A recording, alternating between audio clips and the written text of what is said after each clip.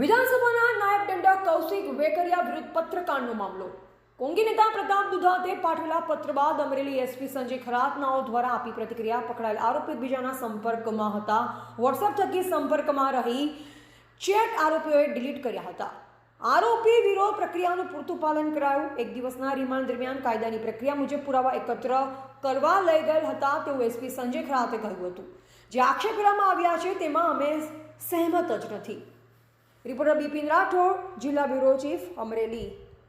ગયા અઠવાડિયામાં જિલ્લા પોલીસ તરફથી અહીંયાના જે લોકલ ધારાસભ્ય છે તેમજ વિધાનસભાના જે નાયબ દંડક છે એમના વિરુદ્ધ બદનક્ષી કરવાના હેતુથી જે અમુક લિખાણો સોશિયલ મીડિયા ઉપર વાયરલ થયા હતા અને તે બાબતે જેના લેટર હેડ ઉપર લખાણ વાયરલ થયેલ હતો એવા ફરિયાદી તાલુકા પંચાયત પ્રમુખ તરફથી અમારી પાસે ફરિયાદ આવતા એ ફરિયાદ દાખલ કરીને તપાસના કામે અમે અમુક આરોપીની પોલીસ ટીમે ધરપકડ કરેલ હતી.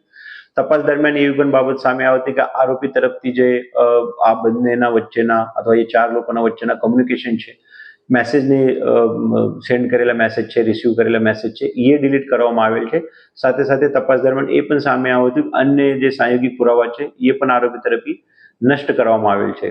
આરોપીને તપાસ દરમિયાન જરૂરતની પ્રક્રિયા મુજબ કોર્ટ સામે હાજર કરતા કોર્ટ તરફથી આરોપીને રિમાન્ડ મળેલ હતું અને આ રિમાન્ડ દરમિયાન આરોપીના ઝડપી પંચનામું કરીને આરોપી જે તપાસના કામે પુરાવા છે એ આરોપીને કઈ જગ્યાએ રાખેલ છે, ઓફિસમાં કઈ જગ્યાએ રાખેલ છે, દુકાનમાં કઈ જગ્યાએ રાખેલ છે, એ તપાસની પ્રક્રિયાના ભાગરૂપે બહુ જ ન્યાયની હિતમાં અગત્યનું છે અને એના માટે પોલીસે આરોપીને તે જગ્યા લઈ ગઈ હતી. તે બાબતે જે પ્રક્રિયા કાયદાકીય છે એનું પૂરતું પાલન પોલીસ તરફથી કરવામાં આવેલ છે.